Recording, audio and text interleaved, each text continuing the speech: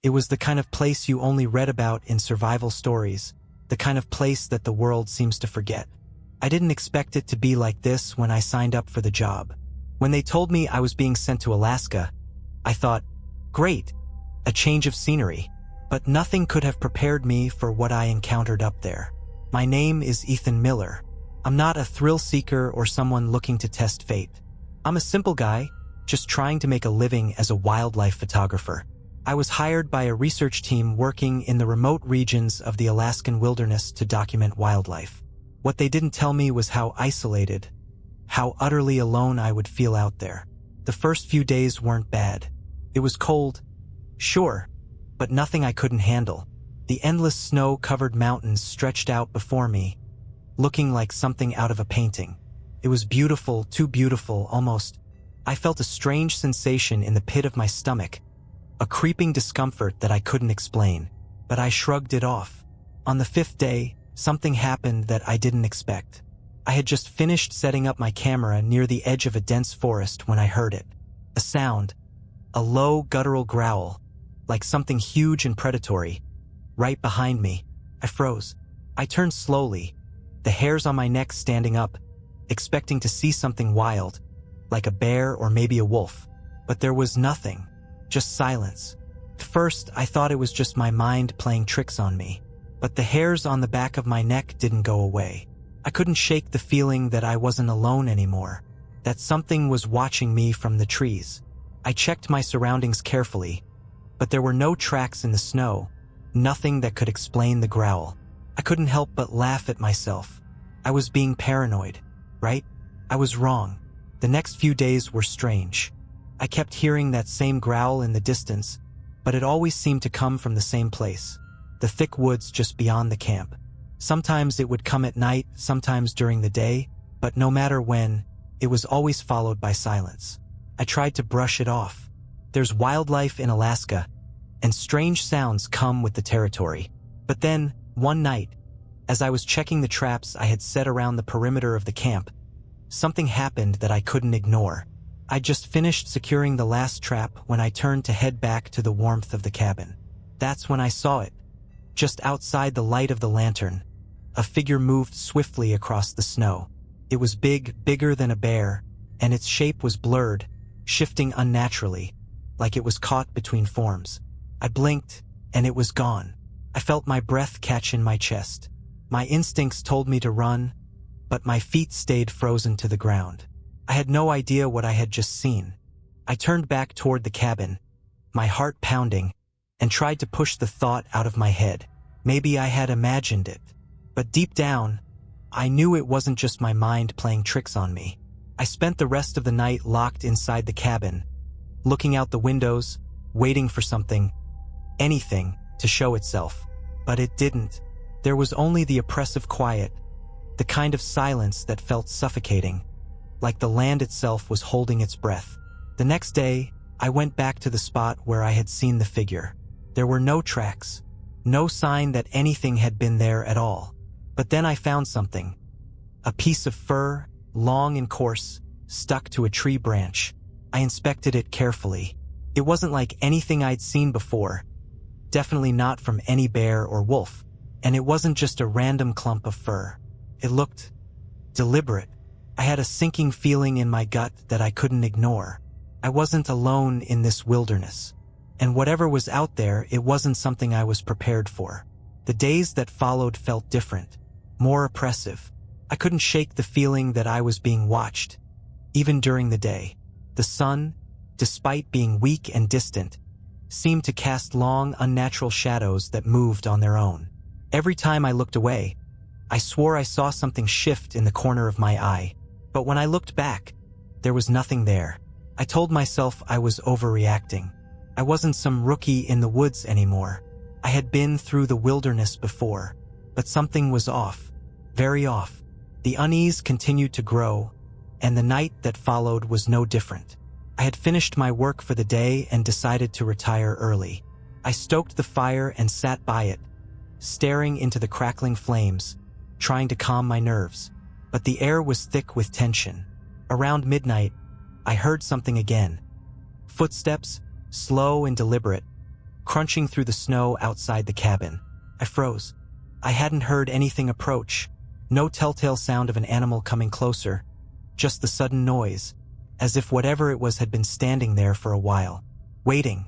I grabbed the rifle that was always within arm's reach and cautiously moved to the window. I couldn't see anything through the frost-covered glass, but I knew something was out there.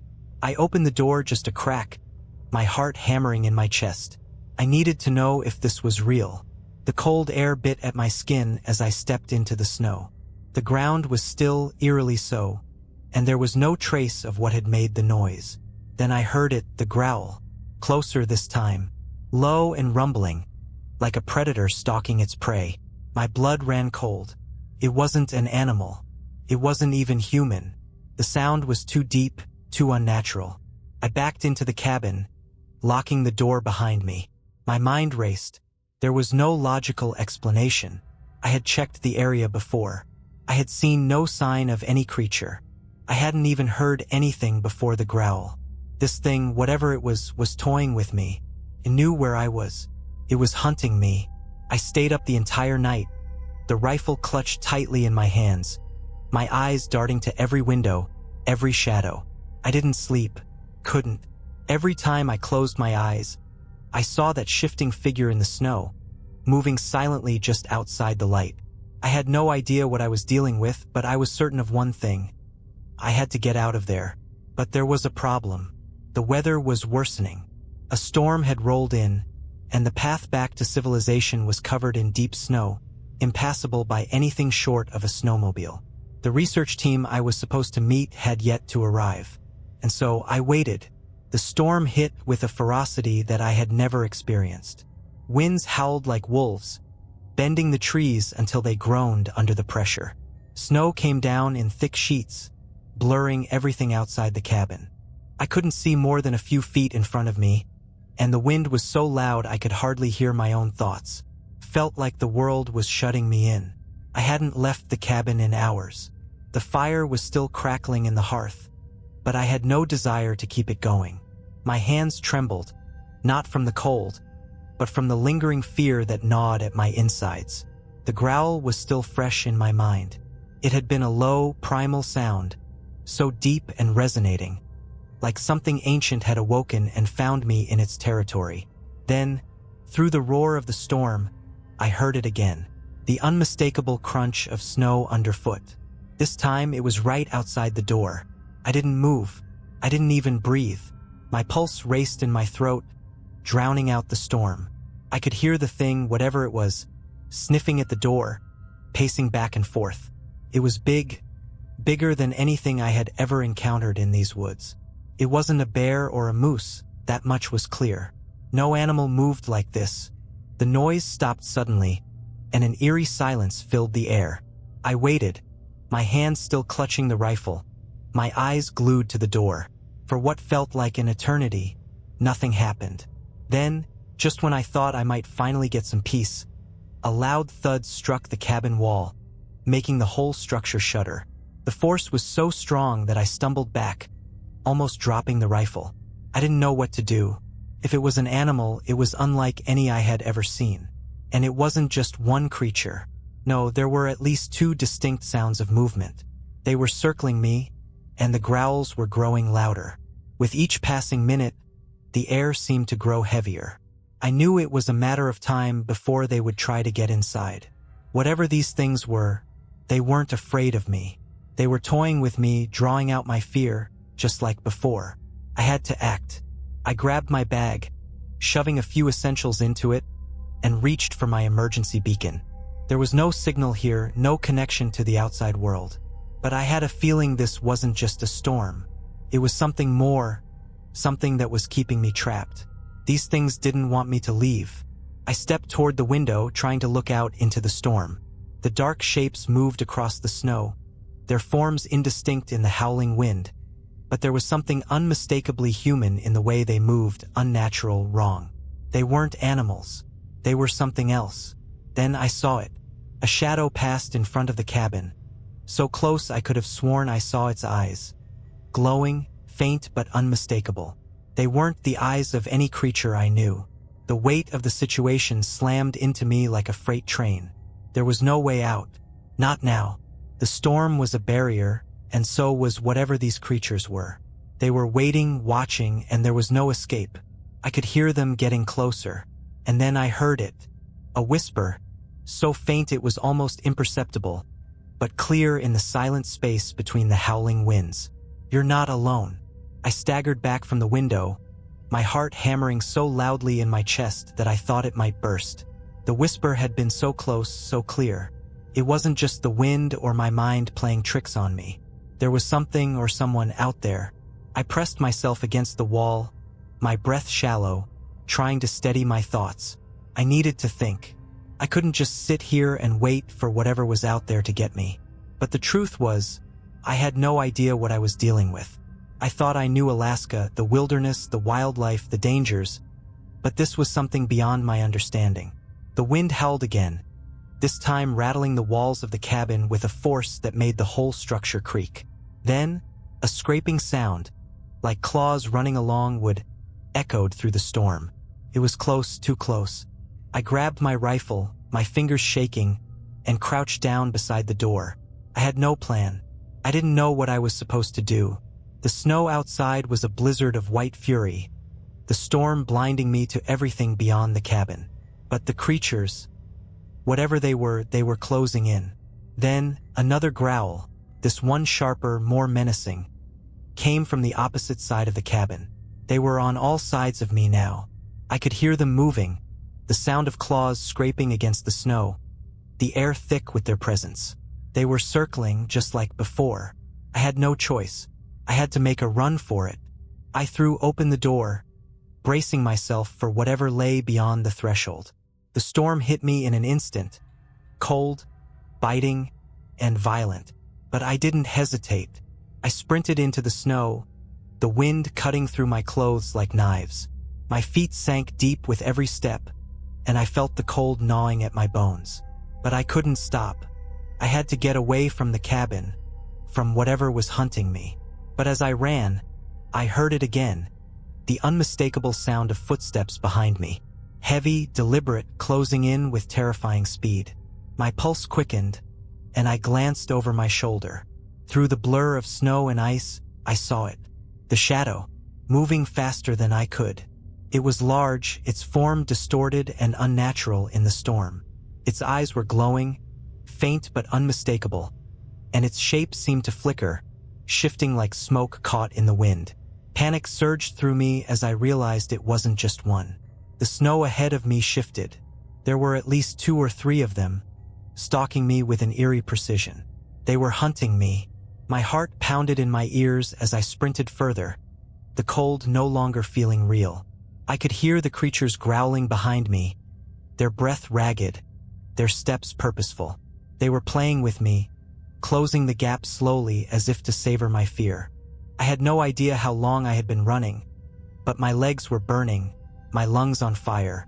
My vision was starting to blur, and I stumbled in the snow, barely managing to catch myself before I fell. The storm was relentless, blurring everything around me, but I knew that I couldn't stop. I had to keep moving, keep running. And then I saw it. Through the fog of snow, there was a dark shape, a figure, human. I froze. It was standing still, watching me, unmoving, its face obscured by the storm. But I knew this wasn't someone from the research team. It wasn't anyone I had ever seen before. A voice rang out from the shadows, low and cold. "Come closer. You're not alone out here." I stood frozen in the snow, my breath coming in sharp gasps as the figure before me remained motionless, like it was a part of the storm itself. My instincts screamed at me to run, to flee from whatever this was, but my body couldn't obey. I couldn't tear my eyes away from the silhouette that loomed in the blizzard.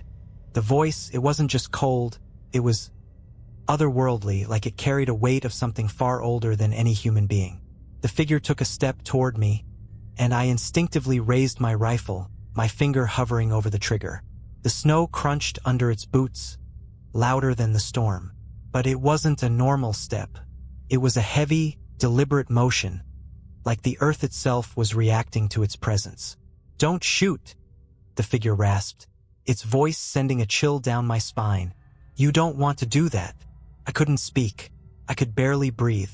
The air was thick, suffocating, as if the storm itself was pulling me into its grasp. My mind raced. Was this person part of the research team? Had they been out here the entire time? The figure stepped forward again, closer this time, and the blizzard seemed to part around it, as though the storm respected it. The figure's face was still obscured by the snowstorm, but I could feel its gaze, cold and piercing, locking onto mine. Are you here to survive, Ethan? It asked, its voice now more familiar, like it had been inside my head the entire time. Or are you here to understand? There's no escaping this place. Not now. Not anymore. I stumbled backward, my heart pounding in my chest as the realization hit me. This wasn't a person. Couldn't be. No one could survive out here in these conditions without proper equipment. Then, in that moment, I heard it. The growl. The same low, menacing sound from before. It came from behind me, closer this time, and I whipped around, my breath catching in my throat. There were more of them, at least 4 or 5, moving through the snow, their eyes glowing faintly in the blizzard. They were no longer hidden in the storm. They were coming into the light, revealing their grotesque forms, shadows of twisted limbs, monstrous figures that shouldn't have existed. Their eyes gleamed like fire in the darkness. The figure in front of me turned its head, as if acknowledging the creatures, and then it looked back at me with something almost pitying. You've seen them, haven't you? It whispered. They won't stop. They never stop. I felt the weight of those words hit me like a physical blow. My mind raced. Where could I go? What could I do? I had nowhere to run, nowhere to hide. The growls grew louder, and the snow around us seemed to tremble with each step the creatures took. They were closing in fast, and I had no way of escaping. The figure raised its hand slowly, as if signaling the creatures to stop, and to my surprise, they obeyed. The growling subsided. The storm quieted for a moment, as if the world was holding its breath. You can still leave, the figure said, its voice soft but urgent. But only if you understand. Only if you face what's here. I was losing my grip on reality. My mind was a whirlwind, spinning in chaos. What did this stranger mean? How could I face something like this? What was it? Before I could ask, the figure took a step back into the blizzard. Follow if you want answers, or stay and face what comes next. And with that, it disappeared into the storm. I didn't know what I was doing, but somehow, I found myself following the figure into the storm. The cold was searing against my skin, but it didn't matter anymore. I couldn't stay where I was. The creatures were closing in, their growls reverberating through the snow as they circled, hunting me like prey. The figure ahead of me seemed to glide through the snow, unaffected by the howling winds, moving with an unnatural ease. It was as though the storm bent around it, as though it didn't belong in this world. And yet, I couldn't stop myself from following. There was no turning back. The storm seemed to grow colder the farther we went, the wind cutting through me with an almost sharp edge. Every step I took felt heavier, like the snow was pulling me down into the earth. The growls of the creatures faded as I moved, but their presence lingered, like a suffocating weight in the air.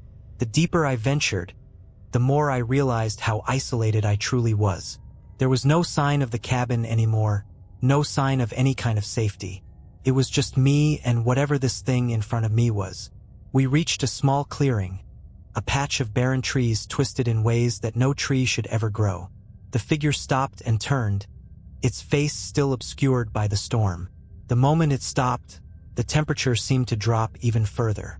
My breath came out in clouds, my hands trembling, but I had no choice. It's here, the figure said, its voice now echoing in the wind. The truth you've been looking for, the thing that's been hunting you, and the thing you've been running from. I didn't understand. I couldn't understand. The figure turned its head slightly, and I followed its gaze. In the center of the clearing, there was a dark shape, large, shifting, its form flickering in and out of view like a shadow too large to belong. And then I saw it clearly. It wasn't an animal. It wasn't even something that could be described as living. It was like a creature formed from the very night itself, its body twisting and stretching, its eyes glowing with a malevolent intensity. A chill so cold it burned ran through me as I realized this wasn't just a predator. It was something far older, something ancient, born from the darkness of this land. The growls I had heard were its whispers, calling me here, drawing me closer. "You've been marked," the figure said. "It knows you now. It has known you since the moment you stepped foot in Alaska." I stumbled back, my legs refusing to carry me. The creature in the clearing shifted toward me, its form flickering and growing larger with every step. Its eyes were impossibly deep, like black holes that sucked in every bit of light around it. Couldn't look away, couldn't move. The figure's voice broke through my paralysis. "It will never stop hunting you, not until it has claimed you. This place, this land, it feeds on those who wander too deep, those who look for answers. It feeds on fear, on the souls of the lost." I didn't understand. How could I fight something like this? What could I possibly do against an ancient creature that lived in the heart of the storm? The figure stepped back into the shadows, leaving me alone in the clearing with the creature. The growls had stopped. The storm had stopped. There was only silence. And then, in that silence, I heard the voice again. Faint, whispering, as if it came from the creature itself. "You're not alone. Not anymore." And that was when I knew the truth. Whatever it was, I was no longer its prey. I had become something else, something worse. The air grew thick with an unbearable tension. The silence was suffocating, like the world had fallen into a suspended moment. The creature, whatever it was still in the clearing, its monstrous form flickering and shifting like a nightmare brought to life. Its eyes never left me. They burned into my soul, and I could feel the weight of its presence, the cold depth of something ancient that I was never meant to understand. I had to move. I had to escape, but my legs felt like lead, rooted to the frozen earth beneath me. It was as though the land itself had claimed me, holding me in place. The figure was gone now, the one who had led me here. It had disappeared into the shadows, and I was left alone with the creature, alone with the storm, alone with whatever was about to happen. The growling had stopped, but the oppressive quiet was worse. It was as if the storm itself was holding its breath, waiting for something, waiting for me to make a choice. And then, in the stillness, I heard the whisper again, the voice that came from the creature, cold and dark. "You were always meant for this. You've walked the wrong path, Ethan, and now it's time to pay the price." A chill ran through me, deeper than anything I had felt before. My heart pounded in my chest, and I fought to keep my breath steady. But I knew that the storm, the growls, the figures, the strange whispers, they had all been leading me here. I wasn't just lost. I was part of this now, part of whatever this was. I tried to scream, to run, to fight, but my body refused to move. I could feel it, the invisible force like ropes tightening around me, locking me in place. I was bound to this place, bound to the land. The creature took a slow step toward me, its body flickering again, its shape distorting as it moved. Its glowing eyes were now inches from mine, and I felt a coldness seep into me, an icy grip that seemed to reach into my very soul. "You cannot escape," it whispered, and its voice wasn't just words. It was a sensation, a presence that filled my mind, my body. I felt it in my bones. "You belong to the storm, to the darkness." My pulse was racing, but I couldn't move, couldn't speak. It was like I was trapped in the very air around me, suffocating under the weight of the creature's gaze. And then, just as I thought I couldn't bear it any longer, a sudden roar tore through the storm, a deafening, bone-shaking sound that made the earth tremble beneath me. The creature recoiled, its form flickering and warping, as if something had disturbed it. I looked around, my heart in my throat, but saw nothing. The storm was still fierce, but I could feel something shifting in the air. Something new was happening. The creature, though still looming over me, seemed to falter. It growled, low and menacing, but there was a hint of fear in its tone, as if it wasn't alone anymore. I didn't understand what was happening. All I knew was that the creature's grip on me was weakening. I could feel the bind, the force that held me in place, begin to loosen. The air seemed to crackle with energy, something old and primal, something that could fight this creature. But I had no idea what it was, who it was. The ground beneath me rumbled, and I heard the unmistakable sound of a new presence. Something larger, something older. The storm seemed to part, as if acknowledging this new force. And then, through the shifting shadows of the storm, I saw it. A shape that was not the creature I had been facing. No, this one was different. Taller, more defined, with eyes that blazed brighter than the coldest stars in the sky. It wasn't a man. It wasn't an animal. It was something beyond. The creature in front of me hissed, its form flickering violently, and it retreated, stumbling backward into the snow. But the new figure, this being, whatever it was, moved toward me. "You have been chosen," it spoke, its voice resonating through the air like the rumble of distant thunder. "But you have one last choice to make." I didn't know what it meant. What choice could there be after everything I had seen, everything I had felt? But then it became clear. The air was charged with something heavy. The storm had not just been a force of nature. It was something alive, something ancient, something that had been watching me since the moment I stepped into Alaska. And now it wanted something from me. The figure before me loomed larger with every passing second, its eyes burning with an intensity one couldn't describe. It wasn't just light, it was something deeper, something primal. The air between us felt electric, charged with the weight of an ancient presence. I could feel the tension thickening around me, like a force I couldn't escape. The creature I had been facing, the one that had been hunting me for days, was now retreating, its form flickering with fear. I saw the raw terror in its eyes as it backed away from the being standing before me. It was like watching a predator cower before something far greater. The storm itself seemed to still in its wake, as if the land was acknowledging the authority of this new presence. I should have been terrified. I should have run. But I couldn't. I couldn't move. The storm was silent now, as if the world had paused for this moment, waiting for what would come next. I couldn't look away from the being's eyes. They were like two cold stars, burning with knowledge and power that made everything else seem insignificant. "You've seen what the storm can do," the figure spoke, its voice a deep rumble that echoed through my bones. "You've felt its hunger, but you have a choice now, Ethan.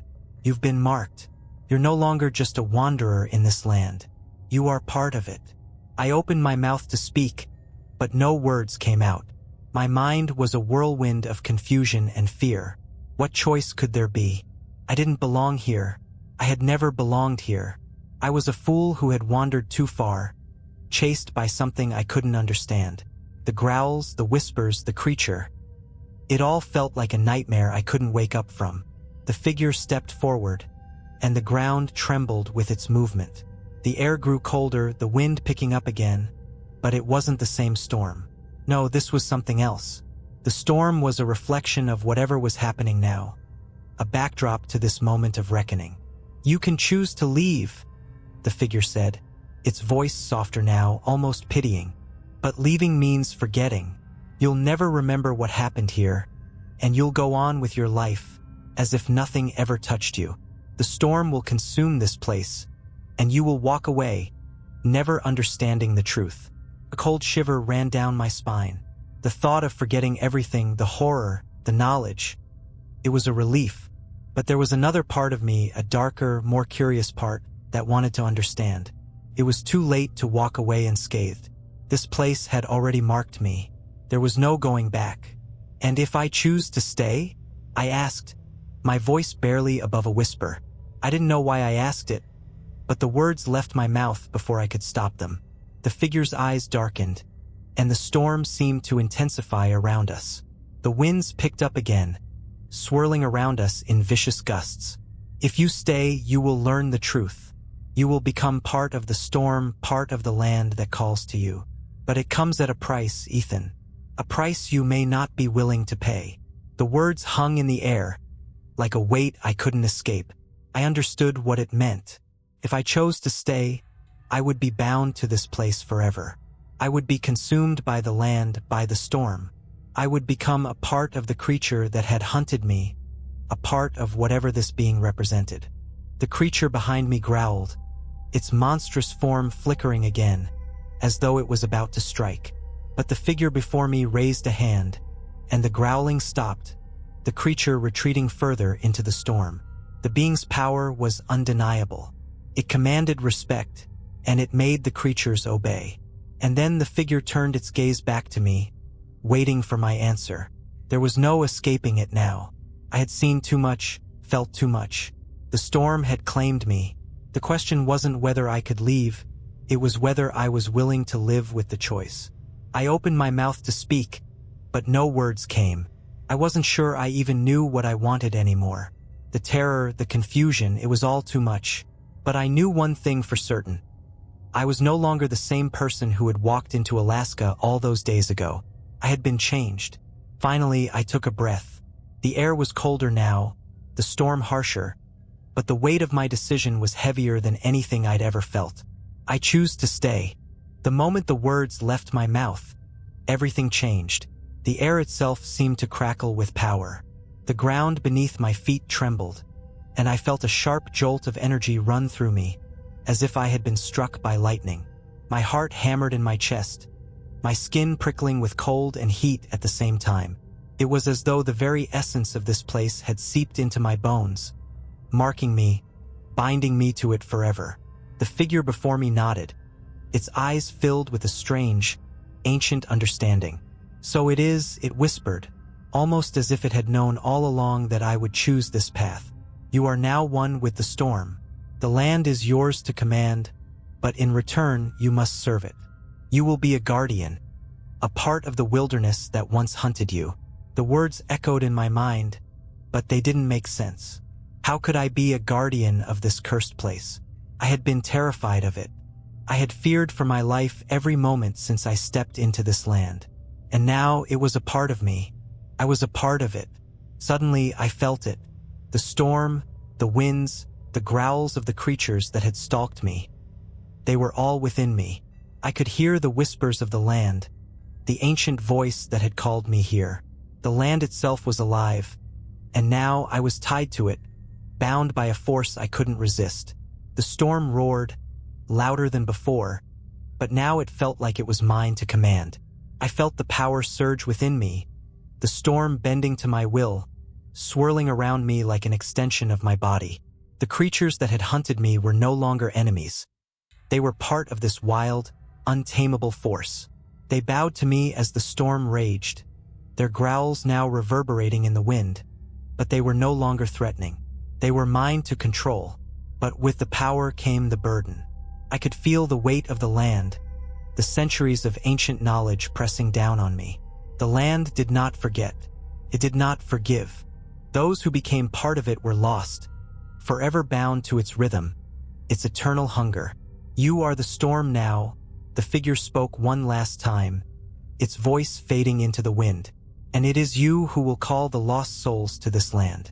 They will wander like you once did, and they will find the truth too late. They will become part of the storm just as you have." The figure faded into the storm, its presence dissolving like smoke in the wind. I stood alone in the clearing, but I was not truly alone. I could feel the land around me, its ancient presence wrapping around me like a shroud. The storm raged louder, the wind howling as it twisted and turned. I could feel it in my chest, the pulse of the wilderness, the rhythm of the creatures, the beating heart of this place that would never let me go. And I understood. I was no longer a man. I was something else, something beyond human. I was the storm. I turned toward the horizon, the wind whipping around me. The land was mine now. The storm was mine, and I would watch over it, forever. The last thing I heard before the winds consumed me was the faintest whisper, carried by the storm. "You are not alone."